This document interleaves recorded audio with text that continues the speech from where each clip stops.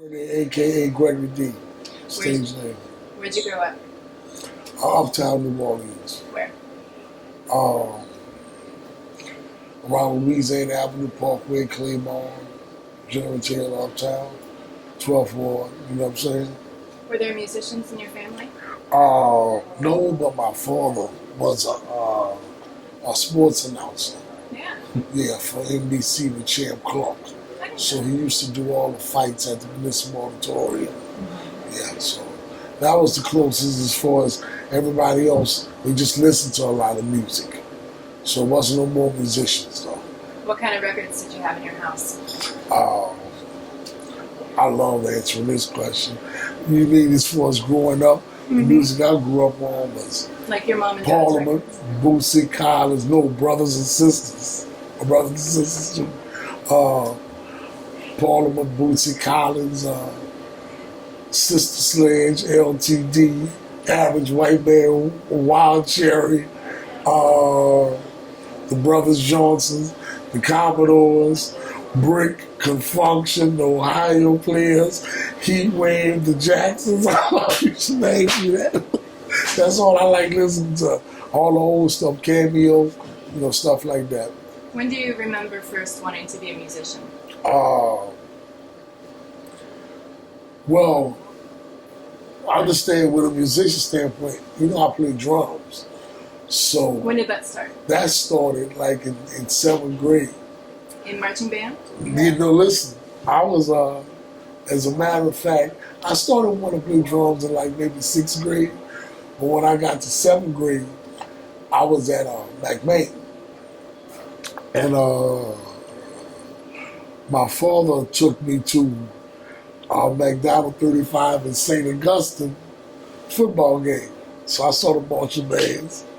And I just fell in love with St. Augustine's band at the time. Well, I started playing drums at McMahon. And once I finished playing drums at McMahon, I then went on to James Durham Middle School my 8th grade year because I had an altercation at McMahon and I got sent to my district school. Well, understand, McMahon taught me how to read music and write music.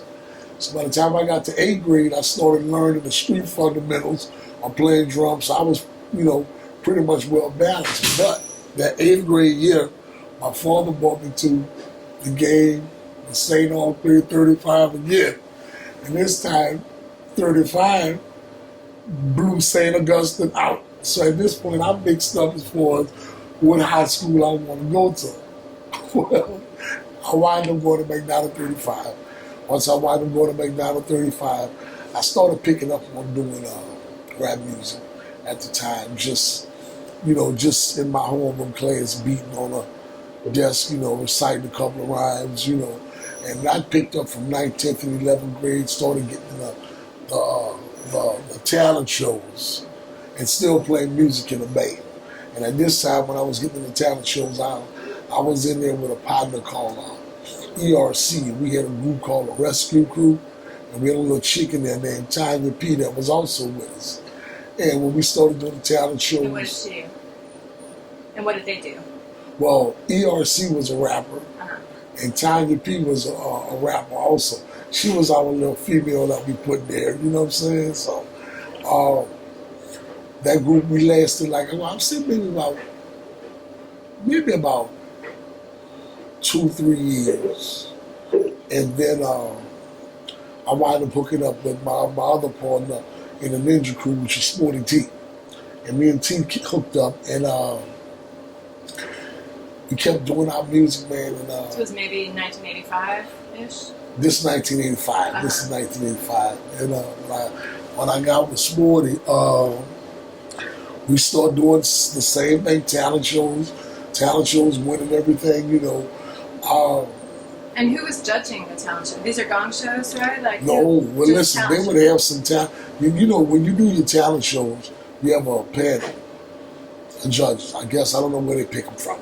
In high school, you may have 4 or 5, but we win so many of them. You got first place, you got second place, you got third place.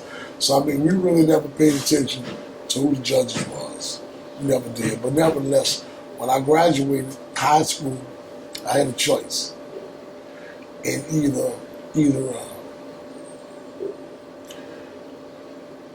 going to college on through scholarships, all on music, play the band, because that's what I wanted to do.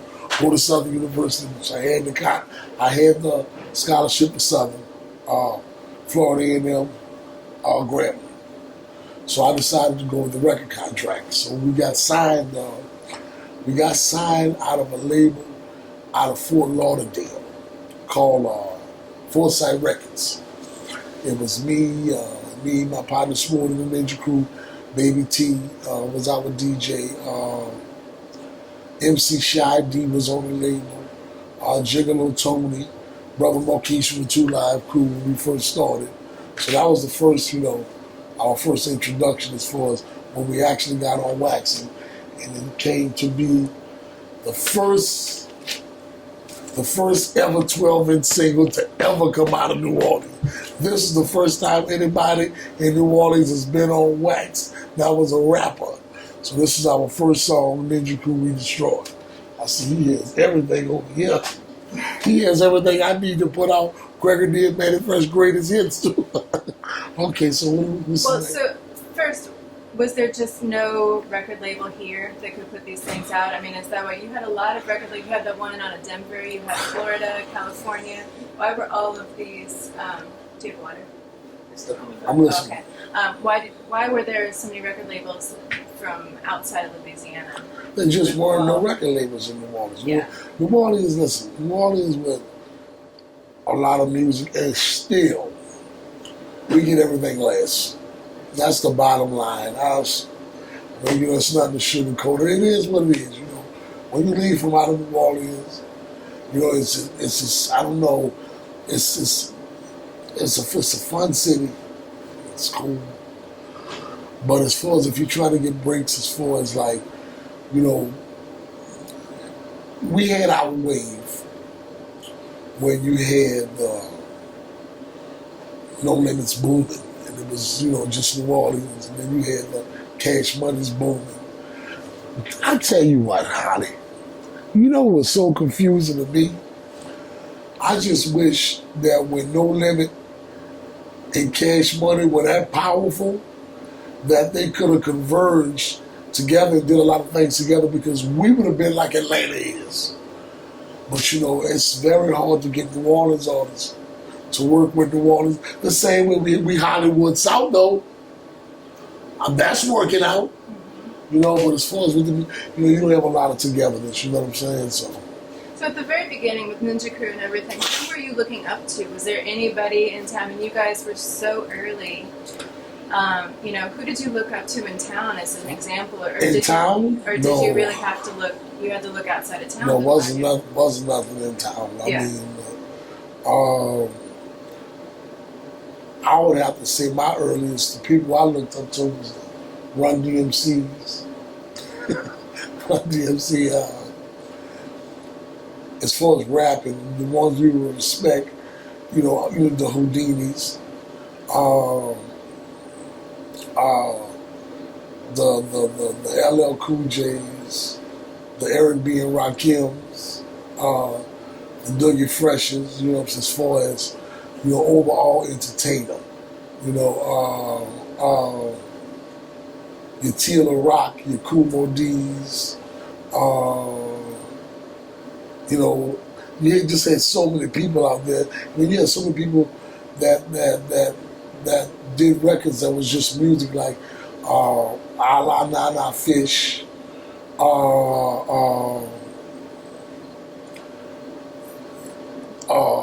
African Bambaataa, the Soul Sonic Force, different people. Never forget where you came from was the first example of like a word roll call or any kind of, shouting out places in New Orleans on wax. It was the first. Exactly. So, I know later on Bustdown got banned by a lot of DJs, but what about that first record? No, they didn't get banned by DJs. The record got banned by different high school authorities that you let the DJs know you can play whatever you want to in this day, but you better not put the Gregory D record on Bustdown time. That's a hell of a. Anytime the school board can come forward and say, you better not play this record, you got a strong record. Well, starting with Never Forget, so what gave you the idea? I mean, it had been something that had been going on in second lines and brass bands and stuff for a while, so you just put it on wax and it just seemed natural. And Let me tell you something. I believe in one thing. The reason I can flip the script and still dominate right now at a whole nother level is because I believe in originality. Anything that I do, no matter if I looked up to somebody in the industry when I was coming up, I do originality. I do me. I set the mark. And that's been throughout my whole career. Everybody else wanted to talk about New York. Everybody else wanted to talk about LA. And everybody was scared to talk about New Orleans. I don't have time for that. I'm gonna set the mark. I'm gonna make everybody start talking about New Orleans. Well, you know, when I drop, never forget why it made it cool for you to talk about the wards now in New Orleans. You know what I'm saying? And like I said, I'm glad a lot of people picked up and they were able to represent where they actually come from. But that's what it was for me. You know, I have to stand as being a creator and being real original. Mm-hmm. Because, you know, that's the only way you're going to actually get over the hump in the music industry. You have to be original. Mm-hmm. You know, you want people to identify you as having your own sound. Yeah. Listen, no matter what, Gregory D sounds like Gregory D. Gregory D on a record sounds like Gregory D. Gregory D on a commercial sounds like Gregory D. I mean, and that's just what I thrive on. Do you think you've got such a recognizable voice? You think you got it from your dad, or is that just something that you practice? You know what? As time went on, I was so young when my father was doing the sports announcing that I didn't realize till I got older that, man, I probably got this from my daddy. It's probably where it came from. You know, because like I said, I was too young when he was doing that. You know, matter of fact, I wasn't born yet when he was doing the sports announcing. So I figured, I guess it's just in the genes, you know what I'm saying? Sometimes it doesn't matter. Exactly. When did you first meet Mannie? We were all about around 82, 83, 84. Mannie was in another group called the New York Incorporated, right, with Denny D. And I was in a DJ group called The Rockers Revenge. I was doing some MCing for them, and my two cousins, my cousin DJ HC and DJ Bird were the DJs.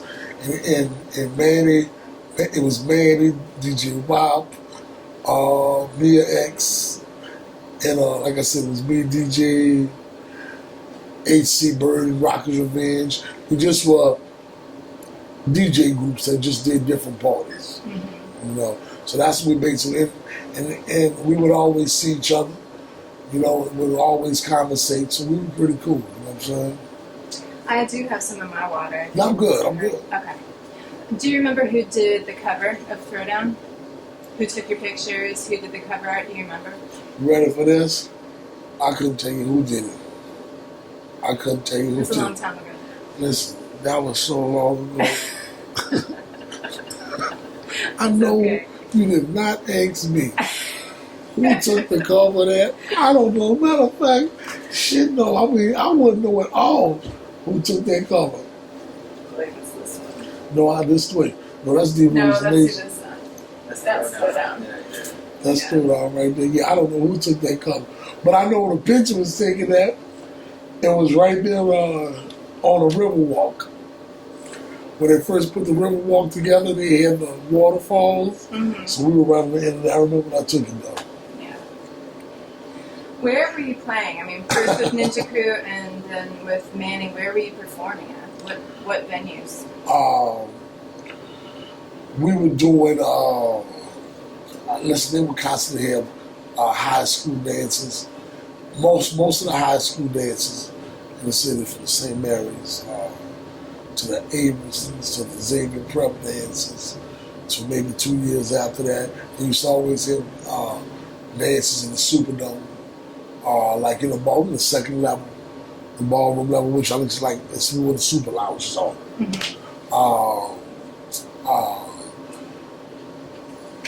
Different skate rings. There was a place that was real popular called 3Ps, which was on Claiborne Avenue. It's right next to whenever your car gets towed. It's under the bridge on Claiborne, but it's a church now. It used to be called 3Ps, so a lot of different places like that. You know, Baton Rouge, Lafayette. And then by the time we actually put, and it all depended, because when you say when we first started, it's a little different after you make a record because you move up as far as when you actually performing that. You know, like when Ninja Crew first came out, we were, you know, basically Louisiana, Cajun Dome, Centroplex in Baton Rouge. The record got pretty hot, you know what I'm saying? It was a learning experience though. And then you gotta realize once I moved up and me and Mannie dropped, a little more exposure. You know, now you Texas, Louisiana, Mississippi, Alabama, Georgia, Florida, Memphis, you know. Did you know it was going to be as popular as it was? What? You know, well, that first record, but then you have 3 records with him. I mean, you were the most popular rapper in New Orleans. I mean, could you see it happening, or did it just happen, seem like overnight, to kind of, you know, you got really, really successful? Could you see it happening? Yeah. I mean, I don't. Let me tell you how I'll be very honest with you. I take this so serious, it's not a game. If I say I'm going to do something, I'm going to do it. Any rapper that I ever put out, Holly, you know them. Holly, there's a bunch of rappers that you don't even know that you're going to find out today that I'm behind. And I've never been off the mark with nobody. If I profess that I want to go do this and do that, I just work that hard. You know, and then when you get used, it's the same thing from when I started playing drums. The best I could be at drums is section leader. You know, I mean, so that leads to what? That leads to scholarships. Okay, I want to be a rapper. Okay, let's get in talent shows. The shit started getting like boring because we like just winning shit. But we work so hard, we take it so serious that yeah, I can honestly say, yeah. I mean, when I get into something, I you know what? I kind of pre-play it. I kind of pre-play it. You want this? Yeah, I kind of. That ain't water, but I kind of pre-plan ahead of time. You know, eventually, actually, what I want to do, and I just go at it so hard. You know, if you pre-plan anything and you just do it right, but see, it's just a matter of how hard. Yeah, natural light and beer. You would be the one to bring that. we're good, thank you. Here's water too. Now you have all the beverages. Gotcha. So go ahead, where was I? No, I understand your point. What about California? Listen.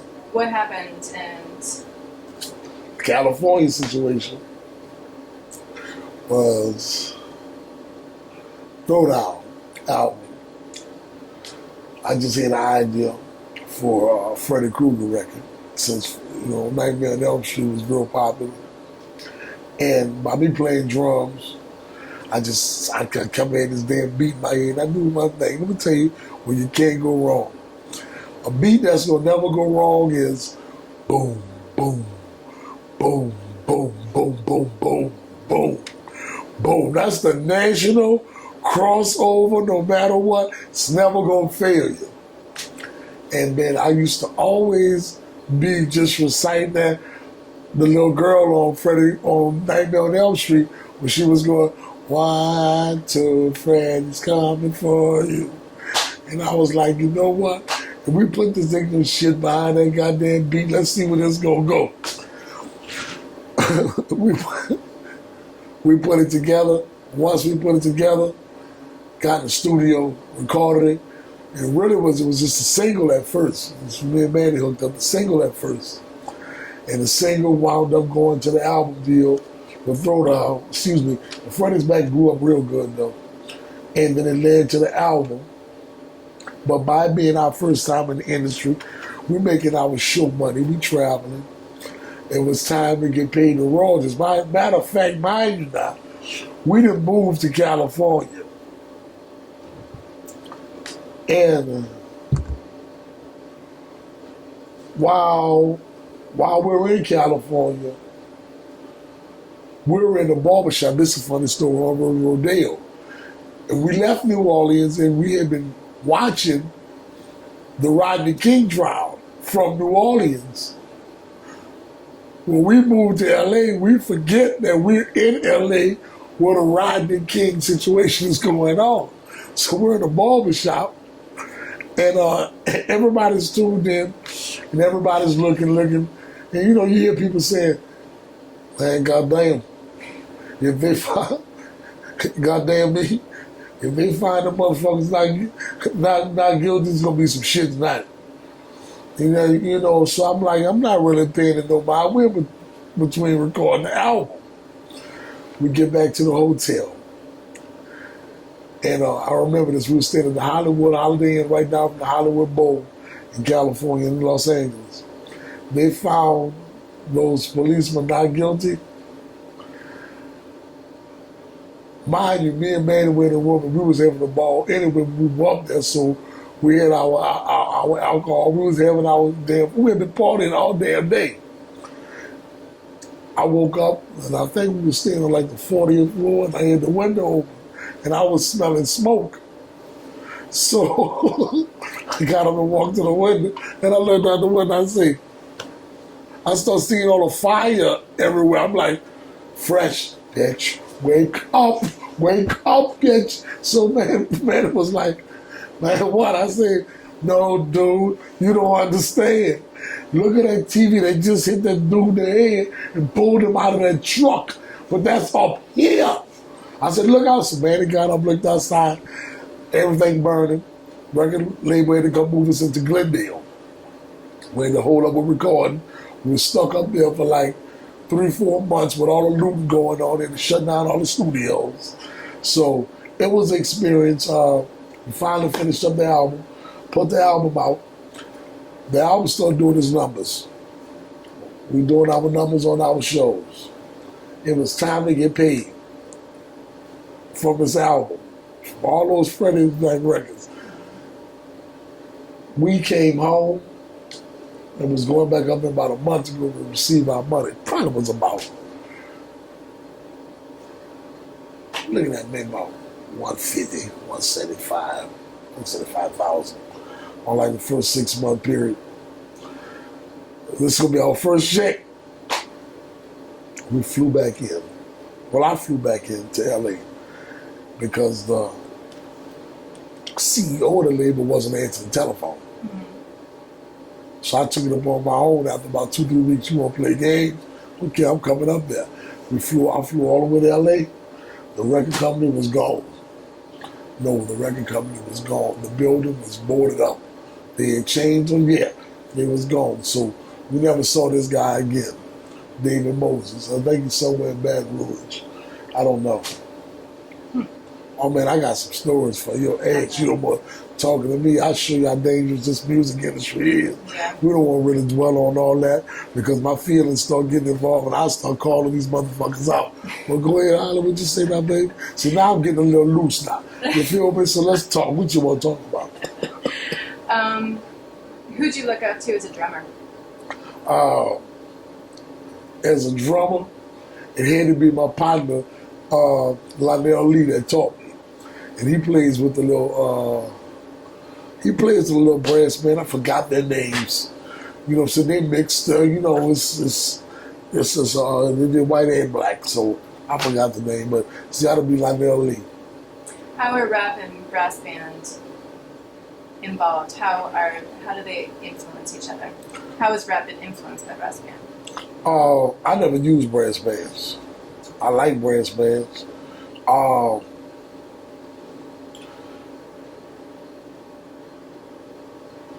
I think a lot of, I guess some people like to use brass band sounds in their music. I mean, I had never, you know what I'm saying? I mean, so as far as how it influenced it, That's two different things. They can work together, but I never even thought about how that influences. Mm-hmm. Nah, I don't even touch me on that. What about I'm in my zone. What about buck jumping? I mean, people who aren't from here see this video, they hear that record, not know what it means. What does it mean? Buck jump is just getting into the music, feeling the music, just doing. Really, it's like a second line dance. You know, when you're using your feet shuffling. Usually see it in the second lines. You know, but I also call buck jumping just bucking. You know what I'm saying? Motherfuckers wasn't buck jumping when buck jump time come on. When buck jump time come on, motherfuckers is bucking. Like bucking on motherfuckers, like punching motherfuckers. I don't know where that came from, but I don't know where that kind of like fucks me up because I never said nothing inside the record that said anything about punching anybody, so that kind of like really fucked me up. And like every time we would do that goddamn record, I mean, there were fights. No, I'm not gonna say all the time, but when that motherfucker come on, the crowd would look like ants. I mean, just slam dancing, just running around, and I'm like, well, what did I say violent in that record? I said, listen to the rhymes back to back that I wrote for the project. Where I like nothing said, nothing about fighting right there. This rap is wild. Our number one hit. When you ever heard a rapper bust like this, didn't hear anything wild in that part. But I think what triggered it when I said Uptown, Third Wall, that Cali, Mel for Me, Magnolia. I think they just would be bucking so hard that when they hear their project, and it's listen. Even when I say they talking about California, like it's so dope, let me see Cali walk through the Cali. I'm still not saying nothing about New Orleans fighting against New Orleans. When I said wild hard, New Orleans, Lord, I heard they kicking colors. And the same with all, because you had Bloods and Crips starting to form. So I still was trying to figure out myself, okay, where are these fights occurring? So by the time the record started getting like really hot, I just was confused. But like I said, they just get excited when a record comes on, you know what I'm saying? And if, it just makes your adrenaline start flowing. It's like some pre-slam dance shit. By mistake, you know what I'm saying? So, and the crazy part, let me tell you something. It just shows you how records backfire on you. Buck Jump Time never was a record that we said, this bad boy about to blow up. That shit you not. Man, I didn't even like Buck Jump Time. I'm like, fuck it, I'm recording this motherfucker. We tried it at the concert at the Municipal Auditorium. It was Gregory and Mannie Fresh, NWA, Sweet T, Rodney and Joe Cooley. So I always test some shit. I was like, I told my partner, I said, and remember, at that time, everybody was on the Freddie's back and Can't Never Forget where I come from. So they was waiting for us to do Can't Never Forget. So we did Can't Never Forget. I said, listen, before I go, I said, we got a new song that we gonna do. I remember this shit. We in this auditorium. I put that motherfucker on. And when that bitch went, well, all you sleepyheads out there, it was going, do. And when I fucking said, you know what time it is when that shit went, Buck Jump Time, when that motherfucker started going, boom, boom, boom, boom. I looked at that crowd, the first time they just, and I'm saying, oh my God. So when I finished, I told my partner Brian, we're going to record this. We're just going to throw it out there and see what it do. And let me tell you something, we just threw this out there. That motherfucker backfired and blew up because it's original. And see, that's when you start learning. Anything that you do that's original and don't sound like nobody else, you're going to stay it alone. And you brought New Orleans into rap. I mean, exactly. That's the thing. It's the first time anybody had. Exactly. So where we at? What's that? What's the next thing? You're not used to me taking the whole, I can just talk my ass off. Well, what about bounce? Why did drag rap catch on here so much? I mean, why is it still? What is it about that record? What is it about bounce? I don't know what it is about the record. I just know one DJ probably took it And everybody got used to, listen, let me tell you something.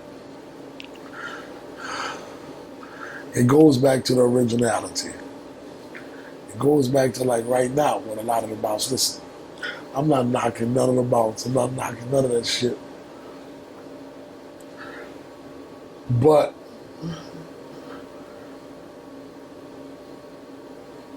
a lot of the bouts is hot just in New Orleans.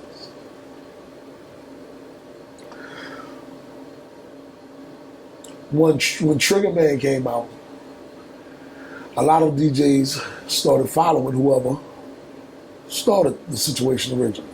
And it went from this DJ to that DJ to all the DJs is playing. It's the same thing with the bounce right now. Boy, I feel so sorry for the little new motherfuckers that do have good material. Shit, you can't even get in right now. Because if your shit ain't bounced, you know, but that's kind of confusing because Future still gets played, Rich Homie Quan still gets played, the Amigos still get played, K-Camp still gets played, Young Thugger still gets played, Kendrick Lamar still gets played, Wiz Khalifa still gets played. I don't want to hear all the fucking excuses from these rappers. Get you some original shit and get out there and promote the material. Go back in the days when Rap A Lot Priority was here, when they used to have street teams and posters and flyers everywhere, like with the Rough Riders. I mean, you knew if they came in town, they was in town. Posters everywhere, everything. You don't have none of that shit no more. You know, you don't have a lot of people with original shit, you know what I'm saying? I mean, so that's just basically it. Talking about buck jump time, why do you think there's always been so much crime here? Why do you think it's always been violent? Where we're at? In New Orleans? Mm-hmm. Because, first of all, you got a lot of violence because we already know it's been this way for years. It's always been corrupt. It's always been short on police. That's some new shit that they making up now today finally. Once you see the shit can't be controlled, now you finally saying we short on manpower. Shit, you been short on manpower for like 45 years. In my goddamn eyesight. And like,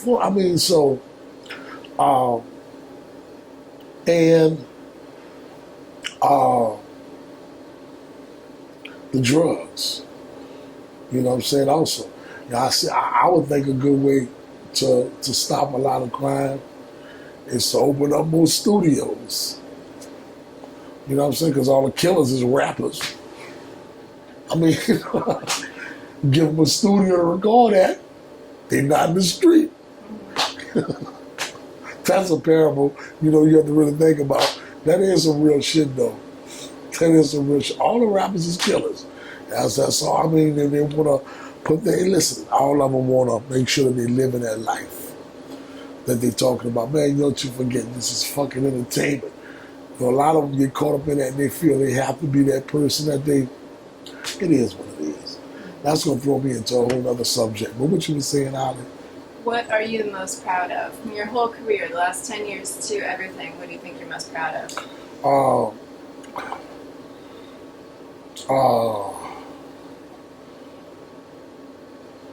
I would have to say, honestly, Ali, I would have to say the most thing that I'm most proud of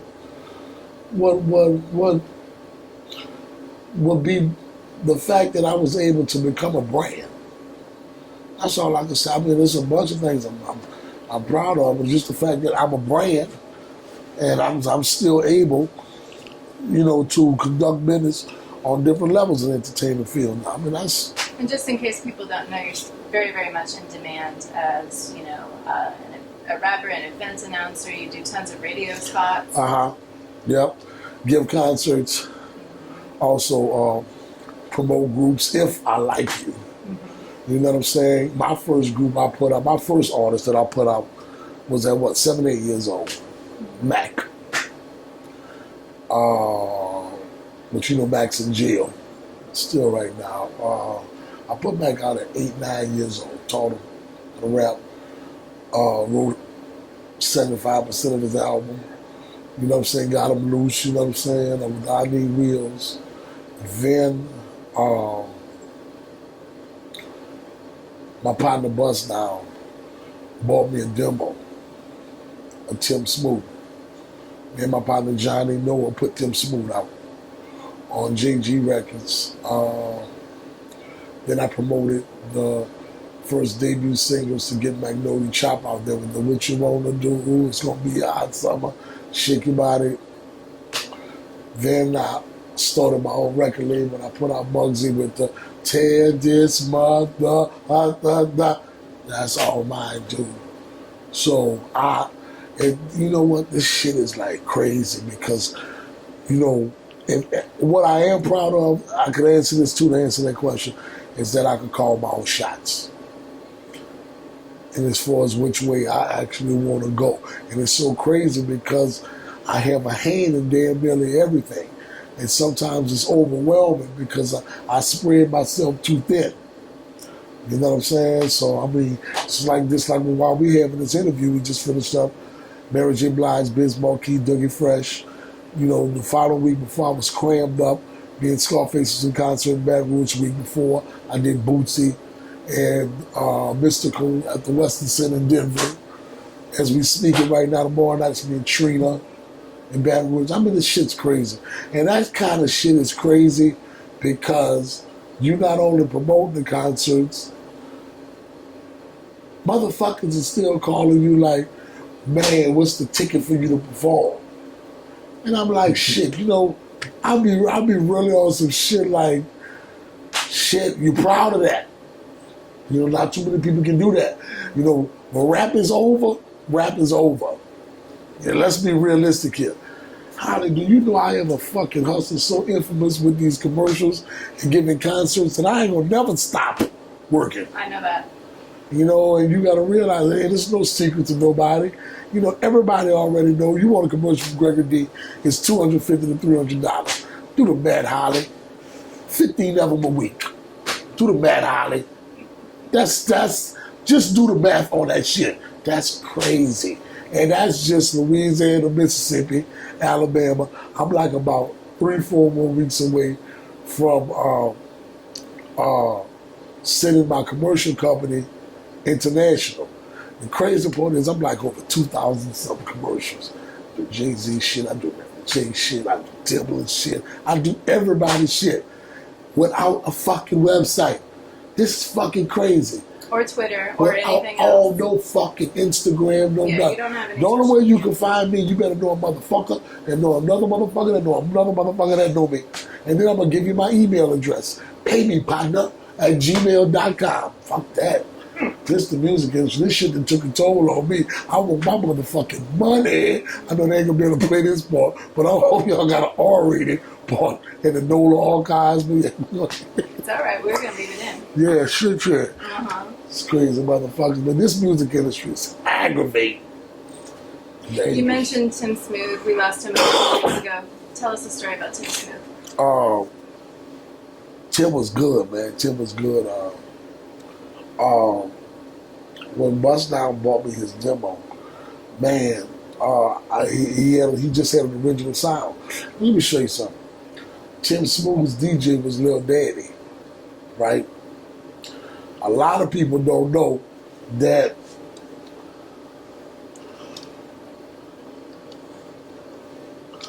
Lil Daddy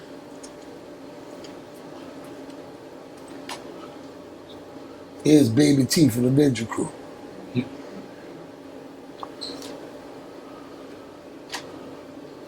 I put Baby T along with Tim so that Tim could have somebody to do his tracks because Baby D changed his name to Lil Daddy.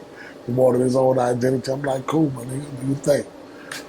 So he did the tracks for Tim Smooth. So I put the whole scenario together. The shit was crazy. And Tim Smooth's record came out. I Got to Have It. We started moving so many damn units in Houston. We got the attention of Lil J. So we wind up, bottom line, and signing his contract over to J Prince. So J Prince bought him out his contract. I mean, we was cool. We like, fuck. Shit, I built him. Got him out there, sold a contract. That means that if you want to be realistic here, that means that the $7,500 that you started off with the budget, and then you might have wound up at 14 grand putting behind them, But then you add up the fact that you done sold over 35,000 records on him. You make sure you took care of him with his royalties, but then you look at the fact that Lil J come and buy the contract out for 80,000. Good luck. Handling your business. You know, and it's business. Me and Tim was cool up to like the, you know, when it's, you know, we started getting a little lung cancer, you know what I'm saying? I was back and forth in Houston. You know, still would talk to Tim. You know what I'm saying? So that was basically it. You know what I'm saying? I felt good with that, being able to have a hand in this project. You know, because if you notice, Tim Smooth's album was on Your Records. So from the beginning, it was taken, as once we got behind him, I made sure I brought him over to the label. Got him a deal, you know, that is what it is. And you know, Al, unless you would have really even asked me that, I sit back in the gap and a lot of motherfuckers don't know. We don't just play the front line with the rap shit. Shit, no, man. I was making sure rappers get out there. Making sure that their careers get out there, you know. But you know, right now, I'm very careful about that because you don't have a lot of loyalty with these rappers. You know, you put all your time, your money, you put all this invested in them, and they don't understand that the way they bootlegging right now, it's hard for you to even make any money. You know what I'm saying? I mean, it's just kind of hard getting behind these artists because if they don't understand that loyalty, I mean, it can turn out real bad. Yeah. You know, so. No stuff, won't be no stuff. No stuff. I'll let John, but matter of fact, that came off our Where You From, even with the Drop and Give Me 50, when, what's his name out of Houston? Mike Jones, he came on the hook from Tim Moore. Listen, and that's what fucked me up, Holly. If the artists down here, if the artists down here, Holly, just could pull together, and they just could pull together, and you see what's going on. Atlanta's just stealing our shit left and right. The style, the swag, but they all together, they all working with each other. And it's so hard. Listen, they got so much violence going on. Right now, this shit is like baby Iraq down here. And it's just hard to even get, it goes back to what we was talking about earlier, man. You can't get them to work together. I mean, but you see the impact. Every time you turn around, you know, somebody's doing something new, taking our sayings on the records. You know what I'm saying? So there's just a whole bunch of different situations. So. Did your dad live long enough to see your success? Yeah, you know what? He started seeing it, but he was on some. he was like a preacher. He was like an elder, you know, real deep in the church. You know, so. Yeah, he was able to see the success. He didn't want to really hear some of the albums. I was on the meat rack, you know what I'm saying? But he was proud of it though, you know what I'm saying? So, yeah, he was able to, up until the time too when I signed with RCA, so he still was around. Mm-hmm. Yep. Yeah. Pre-Katrina, post-Katrina, do you see any big differences in the music? From what standpoint? Either people working together differently. Oh, we talking about in New Orleans? Anything, yeah. Just pre. Listen, this is the way I feel. You talking about hip hop in general, right, Holly? Yep. See, Holly. Rapping about something. See, Holly.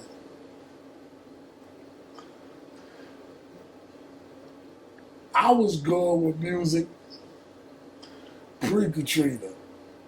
And let me tell you why. And I'm speaking just about the music industry, period. And it can fall into New Orleans too. Man, they got so much bullshit out there right now. You used to have to really be a rapper and spit some shit to get respect in this industry. You don't even need to be a rapper no more. Listen, they on some bullshit right now in the music industry. You know how many motherfuckers can't rap? You know how much shit you listen to right now that you can't understand what they saying? But listen, can't knock them. They got an original style. That stupid shit is selling. Or what the fuck can you get mad at a motherfucker that has sold over 2-3 million records? That stupid shit is selling. That's how they feed their family. That's how they feed their family. I just do the rap industry. It just ain't the same. It's all political. It's all political. I mean, listen, you get a bullshit record. As long as you got some serious money behind you and you got the connects, it's all about who you know, you in. Who's been your favorite artist to work with? I mean, what, we're coming on 30 years, already at 30 years. Oh, I never had to work with no artists. I never did no a lot of collabos and all that. I would be able to answer that if I was, actually dealing with a bunch of artists or collaborating with them. What about Mia? Tell us a story about Mia. Mia cool.